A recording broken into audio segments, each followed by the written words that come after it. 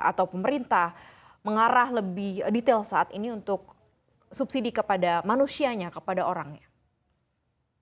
Baik, memang sebenarnya pergeseran kebijakan subsidi itu sebenarnya kita sudah rasakan dari beberapa waktu yang lalu ya. Memang karena sekarang concernnya adalah inflasi, jadi jalan yang cepat yang diambil itu adalah subsidi BBM ya, dan listrik gitu ya, dan subsidi energi. Dan memang sekarang yang penting adalah bagaimana pemerintah melakukan implementasi penyalurannya secara terkontrol dan terkendali gitu ya, sehingga tidak over quota gitu ya. Jadi kita lihat memang saat ini berbagai kebijakan tengah dilakukan pemerintah untuk berusaha mengendalikan penyaluran subsidi ini agar tepat sasaran, itu yang paling penting, dan tidak ada peralihan gitu ya. Misalnya dari tadinya yang konsumsi Pertamax kemudian beralih ke Pertalite atau bahkan beralih ke premium. Nah, itu yang harus sangat dihindari karena ini dapat menjadikan subsidinya menjadi bengkak, sehingga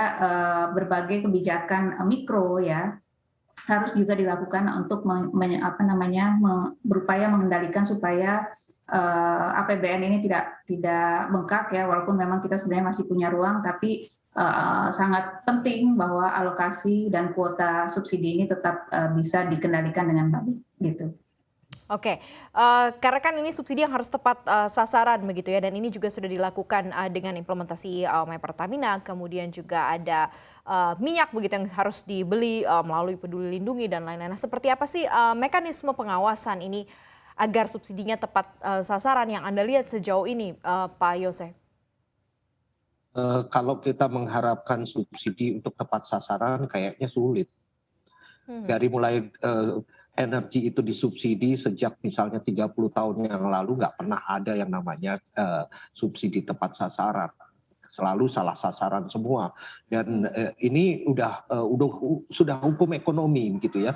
Ketika kita misalnya menetapkan harga antara satu barang serupa yang disubsidi dan tidak disubsidi, itu akan ada berbagai upaya lah untuk bagi masyarakat itu untuk tetap mendapatkan barang-barang yang disubsidi bagaimanapun caranya. Jadi kalaupun itu akan diperketat, kelihatannya akan makin sulit, dan yang terjadi adalah subsidinya ini masih tetap tidak akan tepat sasaran.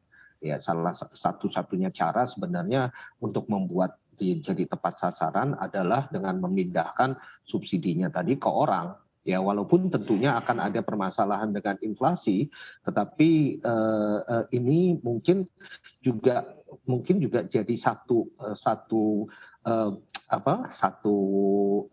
acuan juga bahwa memang kita sudah mulai perlu pengetatan kebijakan moneter, kebijakan fiskal yang lainnya. Jadi di sini yang kita harus lihat balance-nya itu lebih kepada kebijakan moneter dan fiskal yang saat ini masih ditaruh secara artificially low gitu ya. Oke. Terutama kebijakan moneternya. Oke, ini berarti PR-nya masih cukup panjang ya kalau dilihat ya Pak Yose ya? Kalau PR-nya sih mungkin PR-nya hampir enggak. PR-nya sekarang ini belum kelihatan dampaknya gitu ya. Apa yang mesti dihadapi itu kelihatannya baru akan bisa kita rasakan kalau memang situasi memburuk, seperti yang tadi kita bahas, bahwa ketika misalnya pelemahan ekonomi global sudah mulai terjadi, sehingga akibatnya harga-harga komoditas yang menjadi andalan kita untuk menutupi defisit itu juga menjadi lemah. Nah, ini yang itu artinya sebelum itu terjadi harusnya sudah ada berbagai kebijakan-kebijakan yang diambil untuk mempersiapkan diri.